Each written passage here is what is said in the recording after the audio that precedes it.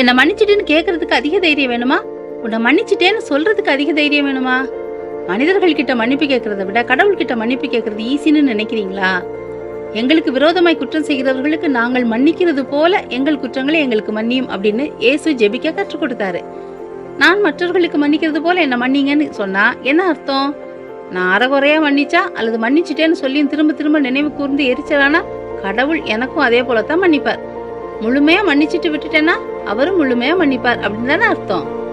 ஒருத்தரை ஒரு நாளைக்கு 7 தடவை மன்னிக்கணுமான்னு கேட்டதுக்கு 70 தடவை, அதாவது எத்தனை தடவை மன்னிப்பு கேட்டாலும் மன்னிக்கணும்னு சொன்னவர் இயேசு. சொன்னபடி அவரும் சிலுவையில மன்னித்தாரு. இன்னைக்கும் நம்மள மன்னிக்கிறாரு. அவர் நம்மளை பார்த்து கேட்கிறாரு, உன்னுடைய எக்கச்சக்கமான பாவங்களை நான் மன்னிக்கிறேனே, நீ சக மனிதர்கள் செய்கிற தவறுகளை மன்னிக்க மாட்டியா?